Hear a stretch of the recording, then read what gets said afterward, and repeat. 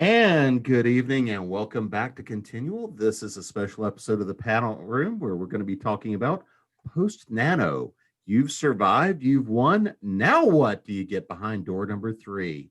And don't forget, if you like what we're doing, please, tell your friends, share, like, subscribe, do all the good stuff so we can keep doing what we're doing. I am Jim Nettles. I will be your host and your moderator this evening.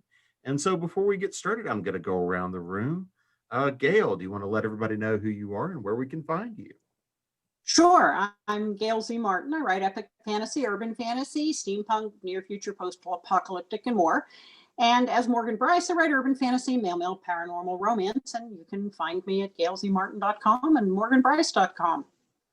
Jeannie. I'm Jeanne Adams, and I write urban fantasy, paranormal romantic suspense, and space adventure with my friend Nancy Northcott. And you can find me at jeanneadams.com or on Twitter or Facebook or social media. Elle Marie, award winner. Hi, I'm Elle Marie Wood. I write psychological horror. I also write screenplays, and my most recent screenplay, Missy, just won Best Horror Screenplay just last weekend at Nova Fest International. So I'm kind of excited about that. You can find me. Yep, you can find me at elmariewood.com. And Nancy. Okay. I'm Nancy Northcott. I write historical fantasy for Falstaff Books. As Jeannie just said, I write space mystery with her, and I write several subgenres of romance. And you can find me at nancynorthcott.com or on Twitter, where I spend far more time than is probably good for me, and I'm at Nancy Northcott. So first thing we want to say is congratulations to everybody who has won Nano, because even if all you got was 100 words out the door, you still got 100 more words done. So, for those of you who got that 50,000 plus, kudos. So now that everybody's kind of gotten through, you guys have survived Nano, you survived Thanksgiving, you survived holidays thus far. Now that we've kind of gotten through everything with November and kind of all the bonus stresses that, we normally don't even get, the question becomes, what do you do next? So the first answer I'm going to go ahead and give you, the first thing you do not want to do is, submit that to a publisher on December 1st. If you've already done that, that was probably a poor choice. However, so I want to kind of go around the room. Let's talk a little bit about, now that you've got something in hand, let's say that you actually did finish a manuscript. You've got a first draft done. You managed to get that done. So what do you think what do you want to do next? How do I pick that up? How do I start turning this into something that's workable? So I'm going to start with you, Nancy. Put it down and walk away from it for at least a week, because you need time to get some distance on it so that you can really get a good perspective of it. And I say you because that applies to almost every writer I know. How much time we need to get distance from it varies from person to person. But everybody I know says it's easier to take an objective look at your manuscript when you have not been deeply immersed in it for a while. So that's the first thing I would do, is say, go me, and celebrate, probably involving chocolate or caramels and possibly wine. And then I would say, I'll see you in a couple of weeks to the manuscript. Elle Marie. That's exactly what I think too. I don't go for a full week, but it changes with each piece too. So if it's if it was a full-length novel, then yeah, I might take 3-4 days, long enough to feel like I have to get back to it, long enough to miss those characters. Because once I pick it back up, there's work to be done and I'll be revisiting it all. So the very first thing is to go celebrate, absolutely. Tell somebody that is going to be able to cheer and jump around with you and do that for like an hour. That's what I would do first. Then say goodbye to it. I come back when I just can't take it anymore. It's usually less than a week, but you need that distance. If you don't have that distance, you're not really looking at the piece as your readers will. You're still in writing mode. Anything you want to add on to that, Jeannie? No, I agree completely with both my colleagues. So, Gail, I'll throw it over to you and see if there's anything you want to kind of pile on to that.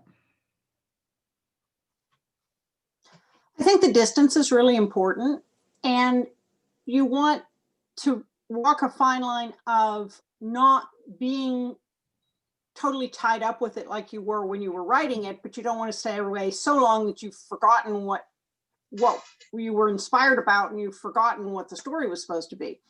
So there's a kind of fine line there.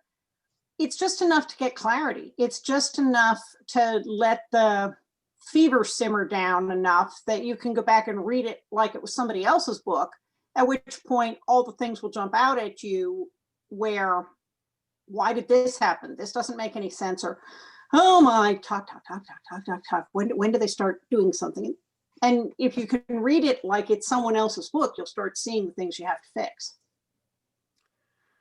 So, Elmarie, one of the things that I tend to do is when I finish a piece, if it's a shorter piece, it's a couple of days. If it's a novel, I tend to set it aside for as much as a month. But then the next thing I do is I start working on whatever the next project is, whether it's the next book in series or something else that's in line in serial, whatever the case may be. So when you tell somebody to put it aside, going through Nano, hopefully you've developed some good writing habits. You've gotten into that cadence of every day I'm sitting down to crank out X number of words. What would you encourage somebody to do to keep their habits up, but yet leave that manuscript to the side for a while? Yeah, a month. Oh, that made me. I'm such a pantser that in a month, I'm off to something else. And that's where you don't want to be. You don't want to completely be off to something else. So with the way that I work, I put it down, but that doesn't mean I've stopped writing or I've stopped researching, or I haven't even stopped thinking about it. It just may not be an active thought. It's something that's going on. You know how you go to sleep and you wake up and you've got the answer, or you've taken a shower and you were thinking it through while you were in there, and all of a sudden you've figured out all of like 5 pages worth of work that you were stuck on. That's what this space is supposed to give you. So if you've written something that's, really should have a part 2, you knew that while you were writing it. So once you put the first part, part 1 down, your mind is working on part 2. So you may not actively say, okay, here's my list of things I'm going to research, or I'm going to start writing the new piece and put down 200 words, 1,000 words, or however many you want to hit. You may not do that in between. If you do, fine. Just don't hold yourself to anything there. You're still kind of in the creative fleshing out mode. But if you're researching part 2 to see if it makes sense, or try to figure out if you can get any real conflict going, based upon how you left part 1, that is still writing. That is part of the writing process. You could literally not write a single word, but have researched something, gone down the appropriate rabbit hole. I recognize there are rabbit holes we don't need to go down, right? And we end up there. But some rabbit holes give you plot and symbolism, and you got all these new characters. You got, it's so much goodness you can find. So let yourself do that, because you are taking that mental break from you're not editing anything yet. You're not rereading anything yet, but let your mind go where it wants to. So if you wanted to write down, this is what's going to happen. If you were an outliner, this is what's going to happen. I'm going to put the shell. Do that. Don't hold yourself to it, but do it. To me, those 3 or 4 days, or in your case, a month, or however long, between looking at it and putting it down, finishing, saying the end, and then looking at it again, that's that space where it's sort of, you do whatever you want in terms of creating and thinking about the next work. Your timeline, you're done with the timeline. Now you're preparing for the next. So Jeannie, building on that, so if you're going to set it down, because we all know that one of the first things that happens if all you've done is sit down and crank out a plot, you've sat down and cranked out a first draft, you may not even have truly finished it, even if you did 50 or 60 or 75,000 words. You may just be well into it. Now is this a good time to stop and say, here's all the weird ideas I've had, or things I need to go back and research, or things I want to revisit, but I wanted to be head down to get a first draft done. If you've gotten that done, and that's what you've got as you're sitting on top of a draft, what are you going to do next to go and try to start filling those holes in, filling the gaps in, and start to fix those continuity errors, things like that? Absolutely. And I totally agree with Elmarie. It's one of the things that you can do is if you've cranked out 50,000 words, yay you. If you've cranked out 25,000 words, yay you. As everybody said before, celebrate. But you at this point, you're going to know some of the things in your story that you don't know. So you've cranked out those words, but you've got someplace in the middle where you need to go research something, like Marie said. You've got to find something out. That's the time to do it. It's also the time to decide if that's the shape and structure that you wanted it to have. Does it need to have another character? Does it need to have a subplot that you can write in, or that you want to weave through? Or you can decide whether or not your suspense plot, if it's there, is strong enough, or that needs to be something that you take out. Or all of those things, like Marie said, are things that are in the hopper already in your head. And so much of that, as you come into your second wind, if you will, can be about, where am I going to go from here, and what am I going to add on, and how am I going to build to go from 50 to 75 if that's what my goal is, or 50 to 95 if that's what my goal is, and go down those rabbit holes if you need to. So Gail, you're picking it up. You know, you've come out of Nano. You've slowed down enough to do Nano, but but you know, you've just, if you're looking at it from your perspective and where you're at, you know, you've cranked it out, you've got it done, you've got the piece in hand. What are you going to do to change your eye so that you are shifting from that writer view to the reader view? Or you want to shift that eye to say, okay, I've cranked out this stretch of work, and now that that's done, I know that I've got plot holes here, I've got these problems here. What are you going to do to shift your eye to go into that mode to fix those? Well, I think especially for the people who don't outline at the start, this might be a good time to come back and read it and see if they can find an outline. If you can't figure out the outline of the book as you're reading it, it may not have a structured enough plot, and it may not be flowing to make it enough sense for the reader. Ideally, you should be able to look at it and go, this happens, and that causes this to happen, and something else causes this to happen. And through a series of those things, good and bad, you end up at the end. If you see places where it disconnects, and this happened, and then for no good reason, this happened, okay, you need a connector. So trying to outline it backwards after it's written can help you see those places. If you have more than one character's viewpoint, something else that I've done, and this also helps if you get a little stuck, is to actually kind of lay it out like on a critical path spreadsheet and go, character A is in chapters 1, 3, 7, and 9, and character B is in 2, 4, 6, and 8.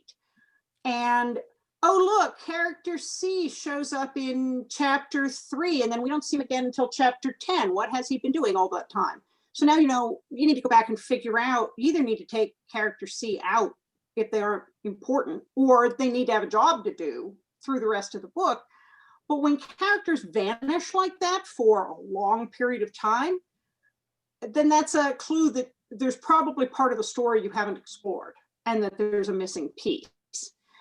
And when you put all those kinds of things together, it's using a different part of your brain than the part that writes words. It's a little more on the left brain because you're diagramming things and you're outlining. But that can help you then to look at it with your right brain and see the holes or see the places that you need to add more stuff. And as you get more experience, you may get kind of a feeling when you get to some of those places and leave yourself little breadcrumb comments that go, I think I need a fight scene here. Do they need to get chased? Should somebody be shot? And then, you know, you can kind of come back on, you know, the reread and go, well, yes, absolutely, somebody needs to be shot here. And then you can put that in. And hopefully it's not the writer. That's right. You need to take some of these clips because this is gold. Does someone need to be shot? Does someone need to be chased? Absolutely, someone needs to be shot. That was fantastic. Well, Nancy and I usually choose to blow people up, but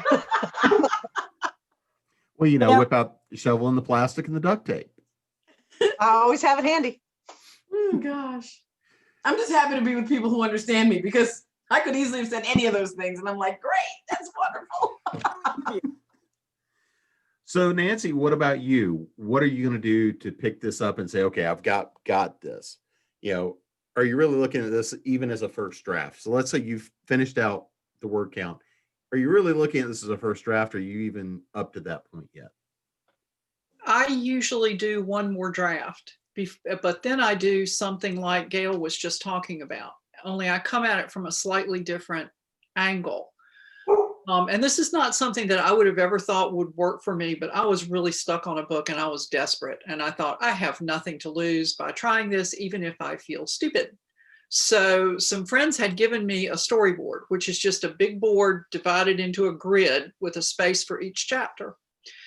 And what they had suggested doing in the program that they did for a writers group I was in was identify every plot thread in the book and use a different color sticky for each plot thread. Go through the book chapter by chapter and write down what happens in that chapter that affects that plot thread. And there is something about seeing those colors on that board that helps me in a way that other methods don't. So I think it's a matter of find what works for you to solve this problem. And also I find that sometimes I'm really having to stretch to write that color sticky. It's like, well, I could kind of warp this in this way. And it's like, yeah, you need to go back and work on that some more. So it's a very similar method to the one that Gail described. It just kind of is from a different angle. So if we now look at that from we're going to start deconstructing the story. Because I mean, no matter what, if you've got a finished first draft, it's really a finished first draft. So I think everybody's kind of agreeing. Now you really need to go back and do a real story analysis of it. You want to outline it, you want to plot it out, you want to break it down.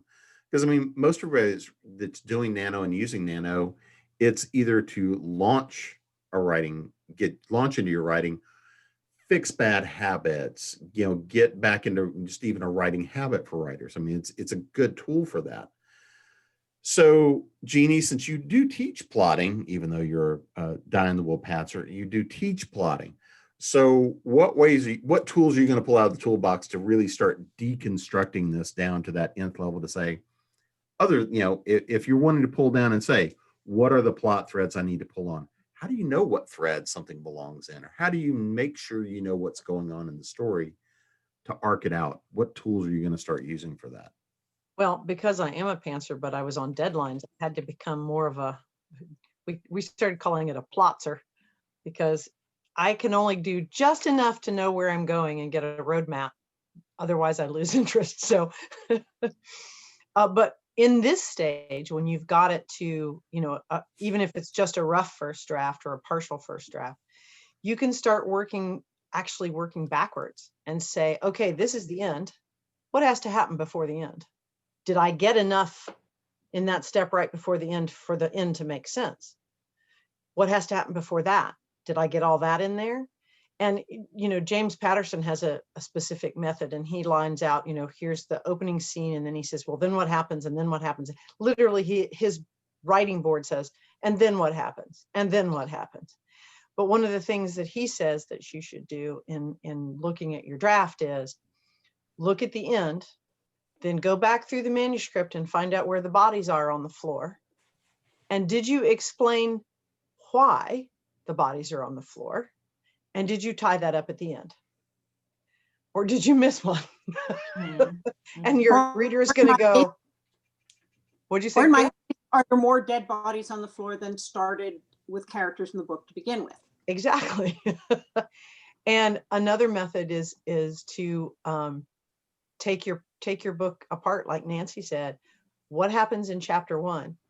Is everything, now that you've gotten to the end, is everything in chapter 1 directed towards the end, or is there extraneous stuff in there? Or did you start stuff in chapter 1 that just sort of wandered off into space, like Gail was talking about, where you realize you haven't talked to this character or brought the villain in since chapter 3, and you're now in chapter 21, and suddenly the villain is there, and you're like, perhaps mention him a few times more, or her. But looking at it backwards is one of the things that I like to do, because for me, that is just a mental trick.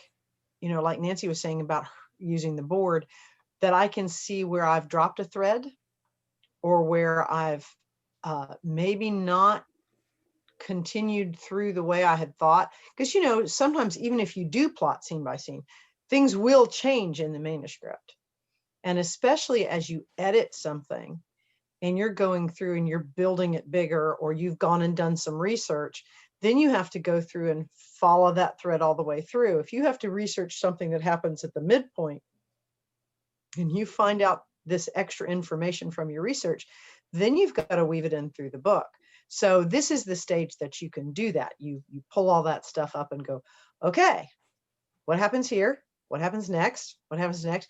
I find so many of the plotting methods work better for me as a pantser in edits, to take those things and overlay them and say, well, did I really drop it down here enough that people believe that there's a crisis? Did I bring it up enough that everybody in the characters and I'll go, well, maybe we've solved this. And then I drop them right back into the tank again. Yeah. Have I done that? Okay, good. Have I made it intense enough? Okay, good. Or no, we need to work on that. So overlaying that a lot of times helps me look at what I've got and where I need to do the work. So Gail, what about you? Are the tools and the approach you're going to use going to be different?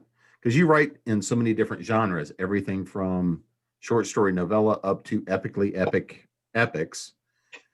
So are you going to chase those differently, or are you going to use the same methodology regardless? I think it's mostly the same methodology. It's just for the epically epic ones, there are more chapters and more characters and more plot threads to deal with. And with a novella or a short story, you might only have one point of view and a plot thread, and then maybe a kind of a red herring thread.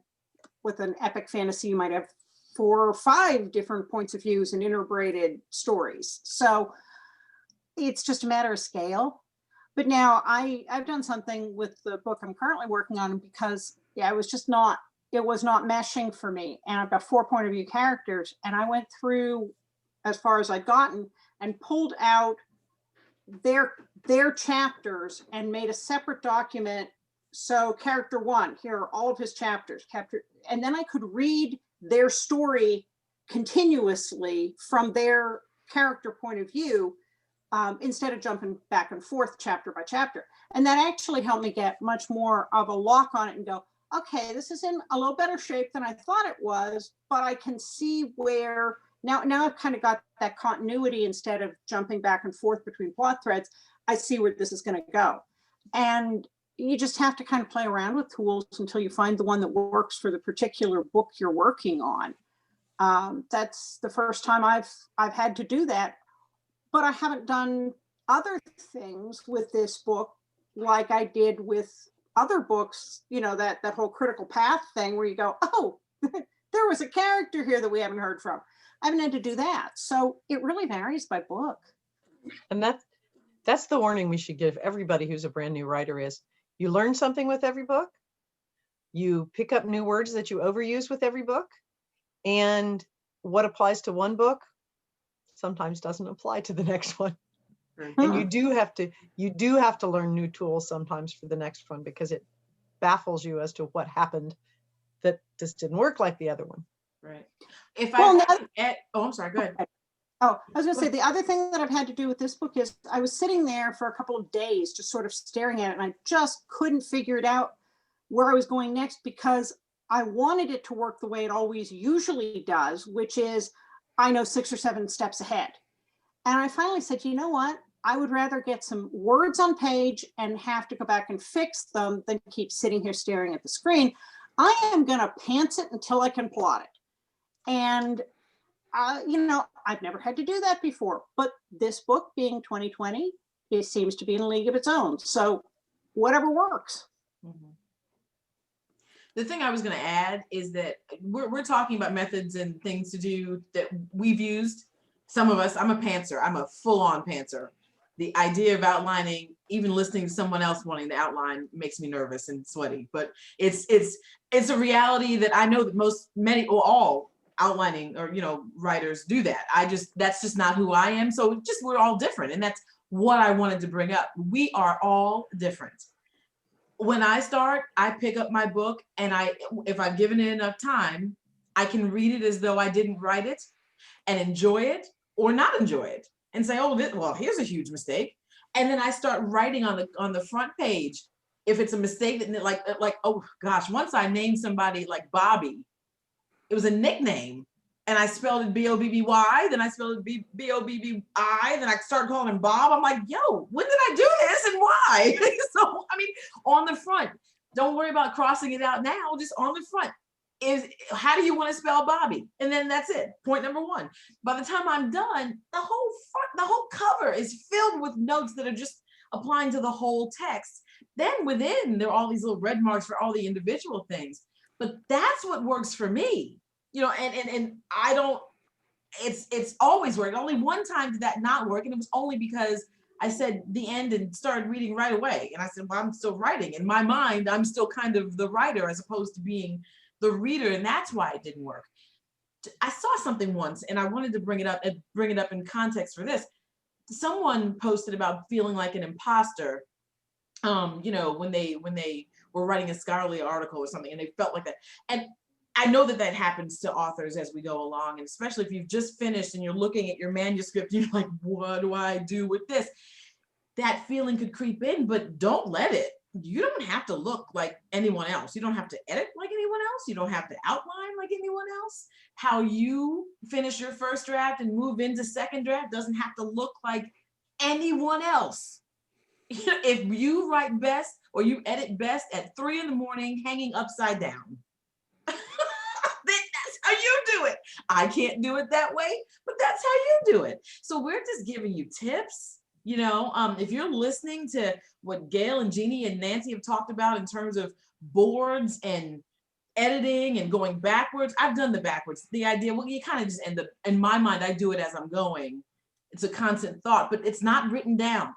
They're writing down and putting stickies, not my reality. Doesn't have to be yours, could very well be yours. Know that you can do it any way that works for you. And that's the important part. So I just wanted to put that out there because, you know. Well, That's actually the way I start every plotting class, and I actually have it ad nauseum throughout my presentation. Is the only way to write your book is your way. Yep. And the only reason I teach a plotting class is to give people like 8-10 different ways that people can plot if they choose to. Mm-hmm. And like I said, most of the time those plotting methods work for me in edits, not for. So I'm an odd duck with that too. I use them more in edits than I do in the actual writing. I mean, you know, you're on my side, Jeannie. You know you're a pantser with me. I am. Oh, we should have t-shirts. We know this. We should. yes, new from Continual, Pantser Right? versus Plotter. These t-shirts will be available very soon. That's awesome. I'll have it on in the next one. If we do this, I'm wearing it. Yeah. Might as well just put it out there and testify. Right? So and I go back to telling yourself, giving yourself permission to, as I say, throw up all over the page, because no one else is going to see this. And come back to it tomorrow and read it. And if it sucks, you can delete it. No one will ever know you wrote it. That's exactly right. But I would say 99 times out of 100, I come back and I read it and go, you know, that's actually not terrible. Okay, I can work with it, tweaky here, tweaky there, but wow, that doesn't suck nearly as much as I thought it was going to. And I've gotten progress. But if you release yourself from writing something good today and just writing something, it will turn out better than you think it will. Yep. well, and you can't fix a blank page. No. Yes. I mean, ever popular Nora Roberts is fond of saying, I can fix a page that's got writing on it. I can't fix a blank page. so, Nancy, just sort of picking up from there, if you now have gone through, you've done your deconstruction of it, you've got an idea as to what your problems are, where you're going to go next. For me, it's back to chapter 1, because I work in a sort of a linear form. If I have research I have to do, a lot of that is in a separate document. And as I go through the manuscript, I check against that document what needs to be done in chapter 1. And frequently there's a handwritten note there that says, do this. which is largely illegible to anyone who's not me. And go through it, picking up on what everyone else has said, go through it at your pace. Because if you're planning to submit this for traditional publication, they want to see the best book that you can turn in. They would rather have it good than quickly. Because here's the thing, if you submit to a literary agency or a publisher and your book is raw and unfinished, you are increasing the odds against you. And if they reject that book at most of these places, you can't submit it again. That's it for that book at that place. So make it as good as you can before it goes out, and take your time with it. If you're stuck on something, I don't write in terms of being at the keyboard every day, all the time.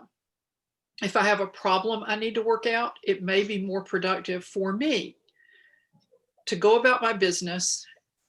Lots of ideas come to me. We wash our dishes by hand. We have a dishwasher, but it never gets used except at holidays. Standing at the kitchen sink, staring out at the backyard, suddenly the solution appears. And so once the solution appears, then I can go back and work on it, because it's much easier for me to take shots in the dark in the initial draft. Once I get to the editing, I kind of want to know what I'm doing as I go through. But that's just what works for me, because I think it was Elle Marie who said, if you are researching, if you are figuring out a problem, if you are thinking about where does this story need to go next, that's still writing related activity. It's just not activity that puts words on the page, but it might save you wrestling with that scene again. Depends, you know, as everybody has said, do what works for you. That happens to be what works for me. So Gail, let's loop back around to the idea of, okay, I'm really diving into editing. I've got something I'm happy with. I'm happy to call this a first draft. So now that you've done that, really your editing process, you've gone through, you've done the deconstruction. Now we're into the rewriting. You know, how are you tackling, you know, the rewrites, the edits, going into that real process? Editing is something that you learn over time from each book that you struggle through editing, because anytime you work with an outside editor, they will point out things about your writing that maybe you didn't know about yourself. And now in the next book, you have this mental checklist of, oh, I did that last time. Why don't we just save everybody the pain of having them have to tell me not to do it again, and maybe I just don't do it again. And so you do get better at this with experience of looking ahead at what you're prone to do and then looking to weed that out. You're also for me, I overuse a different word in every book. If it was the same word in every book, I could just do a real quick search and replace, but it's a different word in every book. And if I don't catch it, then my husband, who's kind of my first best editor and collaborator, will often catch it, or our editor will. And I get this little note that goes, you used the word just 326 times. I think you could just use fewer. And then I have to go through and do a search and replace and kind of weigh each one. Be aware of those things. Everybody has their own little ticks like that. So as you're reading it, be aware of overused words. Look for words that, the same word that's gotten used in 2 sentences in nearby paragraphs. It jumps out to you on subsequent reads when it's flowing from your brain, it doesn't. And watch for those things like misspelling names and changing a character's name, or eye color, or height, or hair color, because that's really easy to do. And the more you do it, the better you'll get at remembering what you screwed up in the last book that you need to make sure you don't screw up in this book. And it's really just like any other skill, that it gets better with time, but you want to look for those things that make you stop in a bad way, like, huh? And if it throws you, it's going to throw somebody who's not you. Or as my husband says, the reader has not lived with you or lived in your head. You need to actually explain this with words. And then I know I have to go in and fix it. You use your words, just the good ones.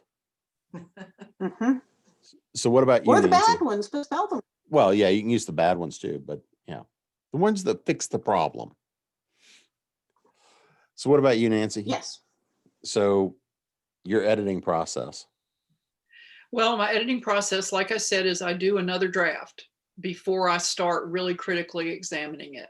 Because a lot of times I do that draft, sometimes I'll print it out and read it and make notes on the manuscript. I kill a lot of trees, but sometimes I just do it on the screen. And as I go through it, I start to see patterns that are problems. Or in the book that I just turned in, I was about almost 2/3 of the way through the book, and I thought of a way to make things worse for the hero. And making things worse for the hero is generally a good thing. So when I went back through the book, one of the things I was looking for was this needs to be seeded as to why this is so bad for the hero. Because as Gail just said, the reader hasn't been living in my head and they don't know this character the way I do. And so I need to set up why this is going to be potentially devastating for him. And then I have to figure out, because I believe in upbeat endings, how to make that okay. Because it can't be a cheat. It can't be a finger snap. It can't be, oh, magic, especially in a fantasy. I think there's a temptation to go, oh, magic, and fix everything. And that, I'm sure we've all read books where somebody did that and we felt incredibly cheated. So I go through the manuscript and I make another pass through it. And then if I'm stuck, I pull it apart. Like Jeannie was saying, I use the storyboarding thing in edits. I don't use it for composition. And I know a lot of people do, but it just works better for me in the editing process. And I only do it if I feel like I'm stuck. Like if I get to the end of the manuscript and I know there's a problem somewhere and I didn't see it, then I'll pull the book apart that way. Because as Gail was saying, you learn with every book. And you can have that feeling of there's something I missed going through here. And it's a feeling that should be trusted. So then I do another draft if I need to. One of the hardest things about publishing is to learn how to do it in fewer than 8 drafts. Because in the real world, they don't have time for you to do 8 drafts. Before I was published, I did 8 drafts of every manuscript, because why not? You know, there was nobody holding their breath for it. And there is such a thing as good enough. And so I have to tell myself, doesn't have to be perfect. It's never going to be perfect because you're human. So make it good enough. And then if it's going to a publisher, I turn it into the editor. If I'm publishing it myself, I send it out to beta readers. And when their stuff comes back, I have a grammar Nazi copy editor. Please don't use copy editors who are not grammar Nazis. And then I send it out to beta readers to see, like non-writer beta readers. Is there anything that pulls you out of the book? Is there anything that doesn't make sense? Is there anything that stopped you? Is there anything that revolted you? And you have to have people you can trust not to steal your stuff for that. You have to have people who, you know, you can rely on. So that is a sort of a long-winded answer to, that's my whole editing process. And the reason I think people should get grammar Nazis as editors is, if I read a book and it's got a grammar or spelling or punctuation mistake on every single page, I am never reading something by that author again. It's just, I'm not, because it looks like it's sloppy and they didn't care. So, you know, a few mistakes every now and again, that's not a big deal. We all make those. But I have literally read books where there's those mistakes on every single page, and they lost me as a reader forever by that. So that's my long-winded answer, and I really am done now. So El Marie, we all learn what our sins are. So we go make new sins because, we're like, I'm never doing that again in a book, because your editor points out 380 times you used just. So how do you accommodate for your sins that that you accumulate over time? And how do you make sure that you aren't making the same mistakes over and over again, that you're finding new ones? Oh, there's always something new to mess up. Yeah. So you that's the process of learning yourself, right? If it's your first book, you don't know what mistakes you've made. You don't, especially if this is your first time writing something that's full length. Because shorter stories are, when I write short stories, I write in the 500 to 2,000 word range. That's my spot. Anything more, and I'm like, well, I need to think about whether or not I can make this a novel. You know, I just kind of like the shorter pieces, but those are easier for me, right? So not as much space to mess something up, you know, to rename someone inappropriately, forget what gender they are. I mean, that's happened before, sadly. And, you know, you don't have enough room to sort of make the mistakes that I can make when I'm writing a novel. And so I found that I can't spell the word about, A-B-O-T-U. And I type too fast. So it's always, I said A-B-O-T-U. I even said it wrong when I spelled it. What's the problem? Like, right? So I know that's my problem. Did not know that before I started writing novels. And I was like, what is the issue? So I know it's spelled wrong. I don't even need to run the spell check to know it's spelled wrong. It is spelled wrong. Fix it, right? That's a simple one. But you learn your mistakes, your chronic mistakes as you go. And like we've all said here, your first one book will be different from the next book. The next story might be different from the book. You know, maybe I could spell about today, maybe not tomorrow, you know, and it's just what it is, but you learn your things. I always put two spaces behind a sentence. It's how I was taught. It's how I learned. I write a note at the beginning of every edit saying, when you're done, remove one space. Don't do it now, no point. I'm going to write new sentences and do it again. When you're completely finished, take out one of those spaces. So I know that's something about myself. It's in my toolkit to watch for certain things. And every single time you run through an edit, you add to that toolkit. So I don't think there's any way to say, okay, I know all of my things. I'm going to fix it while I'm writing. I'm not going to make this mistake. Sure you will. Sure you will.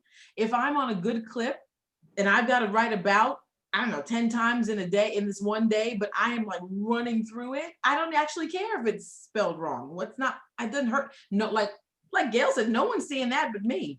As long as I catch it, right? No one's seeing it but me.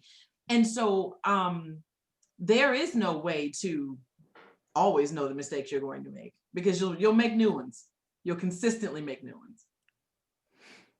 So what about you, Jeannie? Oh my gosh. Well, I consistently overwrite. I admire people so much who can write in that sweet spot, like Marie was talking about. So for me, the first pass is always, you know, if I've got the story to the point where it's complete and I've filled in all the gaps and done all the research and everything, then I have to see how many times have I said the same thing over and over and over again, because I liked saying it this way and then maybe I liked saying it that way. And so I always have to take out at least one, if not three, of how I worded something and tighten it all up. I literally have a list of things that I have to search for in a manuscript, because like Marie said, I don't want to self-censor and stop the flow of thinking, oh my gosh, did I use even or just or only, three of my absolute favorites. In this sentence, should I take that back out? I don't want to think about that when I'm in the groove of actually writing. But I always have to search a manuscript for always, just, even, only, about, and against. I am always putting someone against something, or they're against each other. It's against the car, the door slammed against the wall. It's just one of those words I like. Mm-hmm. So I know not to interrupt the flow when I'm writing, but I literally keep a list, search for these words. Before I ever send it to anybody to read, I'm going to search for those words and make sure. And now that I've had a grammar Nazi as an editor, I know to check for comma splices. Yes, because I'm really bad for that. And I'm also bad for when I edit, like I'll use a lot of dialogue tags when I edit. I mean, when I write, but then a lot of times I'll want to edit those out, but then I'll forget to make that comma a period. So I always have to check for that. But there's so many little things like that. And everybody's pretty much said this, is that you learn your idiosyncrasies with each book, you adopt probably one or two more. That list of words that I have to search for gets longer by 1 or 2 words because there's always at least one new word that I overuse. The last book, it was stepping. We were stepping everywhere. We stepped up, we stepped back, we stepped over the steps, we stepped around. It's just a thing. So I keep a list of those words, and before I start sending it for beta readers or editors or anything to look at, I do my word search replace and try to find all those. And I try to make sure that I haven't said that same thing over and over and over again and recrafted the scene 3 different ways in different same chapter. So I also then go back through and see if there's a thing called rooting interests. And our friend Donna McMeans is fond of researching those. She's quite the analyst. And she has them on her website. It's donnamcmeans.com, and it's under extras. And one of the things that makes a best-selling or well-selling book is if we root for the characters. And so she has this list of rooting interests, things that make you want the character to succeed, things that make you care about the character. And I actually go in edits and see, have I given people attributes that will make the reader care? And then I go and check the beginning of every chapter and the end of every chapter to see if there's something that makes the reader want to turn the page. Is there a hook? Is there a question? Is there something that will make the reader not put it down, but go, okay, I know it's 2 a.m, but I have to finish reading this. That's what I want. So I go and look for the hooks and see if I've got them appropriately spaced, or if it goes 5 chapters without a new hook, then I'm in trouble. So that's long answer, short question. Well, And if I can throw something else in to look for, and again, like Jeannie said, you don't want to stop the flow when you're actually writing, but when you go back and reread and you're self-editing, look for action verbs versus linking verbs. So the linking verbs are is, was, were, they're the weak verbs. See if you can recast that sentence so that there is more action in it. Instead of he was sleeping, he slept. It makes it much tighter. And the other thing to look for, and this is something that I think some of us were trained one way and convention has changed, which is the use of had. Technically, it can be accurate to put had in many, many places. But when you read it, you start seeing had. He had, which is actually correct. He had, you don't want to say that. So look and see where you would not change the meaning by dropping off the had, because the reader is smart enough to know that this happened in the past. Sometimes it must be there. And resist putting them back in because it slows things down and it junks them up. It's like putting tin cans in the back of a muscle car. Oh, that actually brings up one more point I want to make. If you're in your final edits, read it out loud. Yep, I was literally just about to say the same thing. Yeah, or have the AI read it to you. Yes, if you Is are it so accurate? fortunate as to have your AI be able to do that, because you will find those hads, Right. and you will find those places where I'm very prone to saying they were going to do something or they were going to. That's sloppy. It's not tight enough, and because it's the way I talk. So it's like, well, fixing they to were get going ready to do it, and then they were going to go over there, and then they were going. Well, doesn't move your action forward. So I have to get my idiosyncrasies out of it. Yeah, and just to throw this on top, I mean, a couple of little tools. I use Perfectit and ProWriting Aid. I've used Grammarly in the past, and a lot of things, even like WhisperSync, if you've got a Kindle, will read it to you. So you can actually listen to it, or Windows will actually read it to you. It's a little flat, but that actually helps you to listen to what's going on, which is always helpful to do. So one of the next things that is the terrifying part for a lot of people, because horror writers got to scare somebody a little bit, is actually showing it. You've done some work. Now it's time to show this to another human being. So Nancy, as you shrug and go, show it to another human being, what?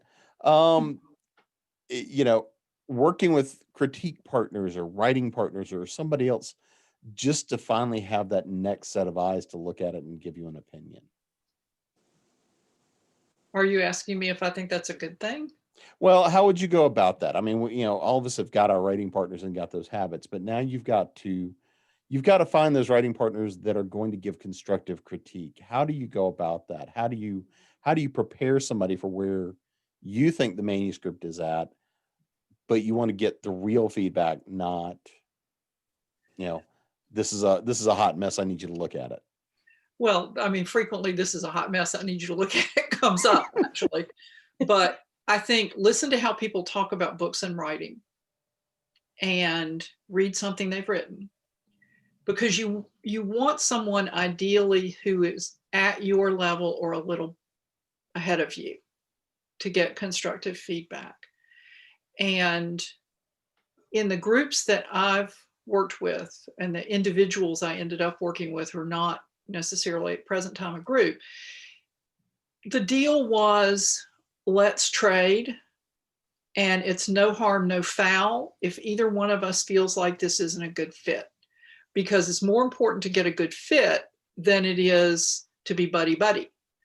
So it's better to say, you know, I just don't think we match up. And there's some people who are gonna have a hissy fit if you say that to them. So know them well enough to know they are not people who will do that, and that they have a professional attitude. Because the thing is, if you don't feel like their work is a good fit, if their critique is a good fit for your work, odds are your critique's not going to be a good fit for theirs, because you're just not coming at story from similar angles. And so that's what worked for me to find critique partners. And it takes a little while to find a group where you click. But once you do, then a really good level of trust develops. And so I think it's worth putting in the time to find people you really click with. So what about you, Elle Marie? I don't do a lot of critique clubs. I've done one before, and I have found that, and this is, I'm trying to think of the nicest way to say this, but I don't have the time to reciprocate, so it's difficult for me. But what I have done, so if I've written a piece, and mind you, I've been writing for a while, so if someone's starting and this is their first piece, it's going to be a little different, but maybe not. Let me go forward. So what I've done is one of my editors, and she's not a beta reader, she's not a proofreading editor, she is a developmental editor. So she's not looking for the grammar. She's not my grammar Nazi, but she's looking for story flow, and she doesn't like my genre. Perfect for me. So she's not, oh, I love horror, psychological horror is my favorite. She literally does not care for horror fiction in that way. And she's a science fiction buff. So in that way, she's getting to the core of the story, regardless of the ghost or whatever beast I'm throwing in there. She's not really, is the story flowing? Did you lose the characters, as you mentioned before, Gail? Have you, is there sufficient conflict? I mean, what's going on? Do I care about this? So when she comes back, with this, I'm always like, oh my God, she's gonna hate it. But when she comes back with her review, I know that it's coming, the work is either really terrible or pretty darn good, because she followed it, she understood it, she finished it, and she reads so quickly that it's not a matter of, oh, I'm sorry, my life is so busy. I've never met anyone who reads so quickly. You can quiz her and she knows exactly what happened, but she read 400 pages in 2 hours. It's kind of nuts to me, but I've quizzed her and I know she's real. The fact is, right, but the fact is, she's giving me the honesty, because the key is honesty. That's really, in a nutshell, whomever you use, whomever you work with, you want an honest review. So she's giving me that honesty coming from a place that's like, look, I really could care less about this vampire thing. I hate it when you write this. However, that was kind of intriguing. And then she can tell me, hey, I think you might have missed something here. When you get that done, give it back. She doesn't even mince words. She's been working together for 20 years. She does not mince words. This is terrible. Write this part over. The rest of it's pretty good, but this is bad. And, really. And I'll write a character name and she'll say that you made the name up. And I'm like, no, it's old. And she's like, nah, I looked it up. You're not spelling it right. Something's wrong with it. And she's that meticulous, but it's honest. And that's all I really care about. Like, I guess I'm not about when I'm not a very, I don't, how do I put this? My feelings will not be hurt at this stage. This is pre-publication. I don't want to put this out there and give it to the world and they say, "Ah, what name is this? You spelled it wrong. It's terrible. What is this?" I don't want to hear that then. I want to hear that before I send it off. So I just don't have the cycles to reciprocate for a club, but that doesn't mean you don't find someone who gives you the honesty that you really need an honest answer. Because even if you give yourself the time away from it, you read it in full and you make edits and you add 20,000 words to it to flush out whatever plot holes you had there, you're still too close to it, like almost forever. So you need somebody else to look at it, and they have to be an honest reflection. So yeah, I mean, I've worked on something new, and it's actually romance, sci-fi, horror, and she was like, "Oh God, romance? Like, can you get any further from what I like?" Right? Then she says, "Why are you writing that?" And I said, "Just read it and call me back in like the 2 hours she needs." She was in, and that's so gratifying because I know she'd never buy one on her own. So, So Jeannie, kind of coming here towards wrapping it up, but we're looking at that point. Are you trying to make the decision between, do I want a critique partner to dive into it, or if I'm really trying to take this seriously, do I need to hire a developmental editor or somebody who's got that skill set to break this thing down and deconstruct it to see how good a job I did? How do you make that call, which path you should be on? Well, honestly, I think it depends on how thin your skin is, because one of the things that you have to develop as a writer is both a psychological distance from your work as a person, so that someone's critique of your work, that you don't take it as a critique of you personally. Because I know when I first started as a writer, that was one of the hardest things for me to do. I desperately wanted it to be about the work, and I wanted it to be better. And I was willing to subject it to the fires of hell in order to make it better. But at first, it was very challenging to separate people's comments about the work from, "Oh, you're a terrible writer." It's not about you being a terrible writer. They're saying this concept didn't work in the story. So you kind of have to learn that separation. You have to get a thick skin so that when somebody says, "Well, I hate this genre, but okay, I'll read it and look at it," if they're a developmental editor. Honestly, I think at first, when you're really brand new and starting out, it's better to find your critique partner, as Nancy said, who's somewhat at your same level, because at that point you're building your skill and you're not necessarily looking for a developmental editor towards publication. You're just trying to get better. And I think you need absolutely what Elmarie said about being someone who's going to be honest, but you also have to be aware of people who are unkind. Because that will, no matter how thick your skin is, if somebody tells you your baby is that ugly, it's going to hurt. Yeah. And somebody can tell you, "Look, this needs some work," without being mean. Mm-hmm. But there are plenty of people in this world who like to be mean. So as Nancy said, you got to look for the right fit, and you got to develop a thick skin. And remember that if you have found the right fit, that person is not against you. They are trying to help you make that work better. They're trying to help you create a bestseller, not just a good seller. Mm-hmm. And that's where finding a good developmental editor can be outstanding, because a great developmental editor can say, "Okay, if you'll take this piece right here in the middle and turn it half a degree that way, everything is going to flow like grease lightning. But right now it's hitching right there." They can tell where the motor isn't running right, because they have that distance from it. But you've absolutely got to find the right fit, because somebody who is cruel will stop your writing in its tracks faster than anything. So Gail, we've now. I'm sorry, go ahead. No, go ahead.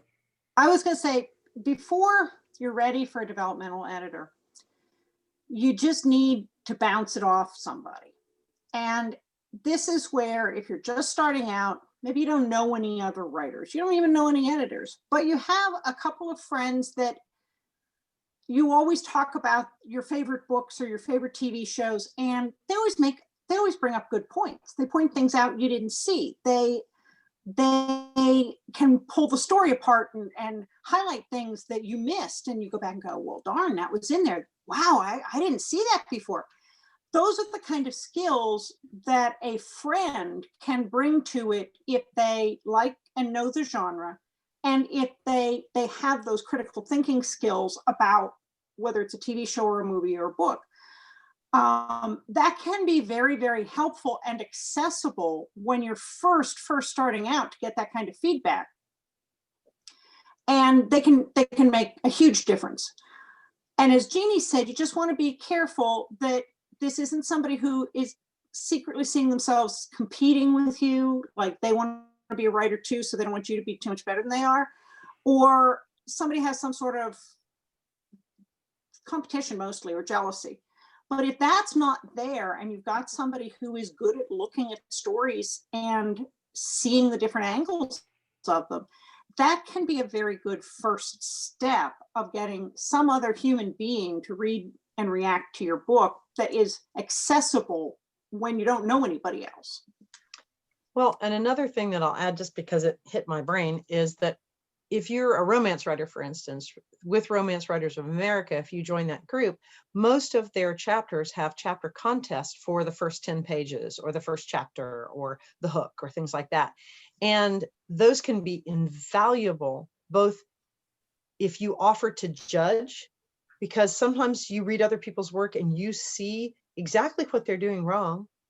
And then you go, oh, wait, I do that too. But then when somebody judges your work and you get 4 or 5 judges, some of the things they may say may be idiosyncratic, like, you know, sports stories don't sell, whatever. Ignore that.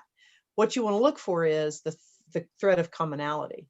Well, I loved the story idea, but I don't like your hero. Well, I love the story idea, but your hero kind of bothered me. If you keep getting that, you know, you need to work on your hero.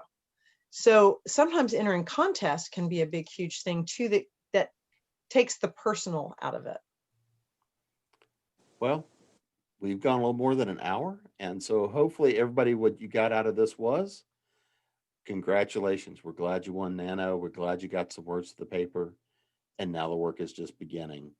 So if everybody can remind everybody where we can find you. And so this time, Nancy, I'm going to start with you.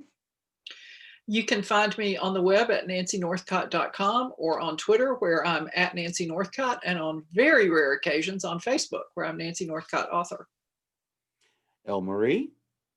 You can find me at elmariewood.com, also on Twitter at elmariewood1, and on Facebook at elmariewood. Jeannie. You can find me at jeanneadams.com. You can find me far too often on Twitter at Jeanne Adams, Instagram, Pinterest, and Facebook as well. And Gail.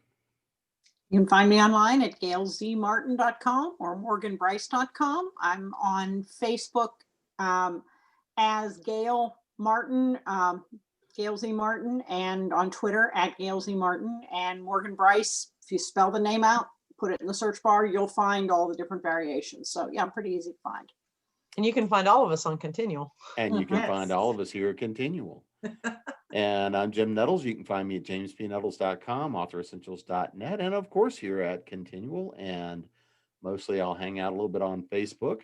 And occasionally I do show up on the hive of scum and villainy that is Twitter. So thanks everybody for hanging out. Congratulations on what you did for Nano. Now keep up the work and keep working towards it. And again, if you enjoyed this, let everybody know where you're finding us here at Continual. And we'll see you again soon. Thanks, everybody. Good night. Thank you. Good night.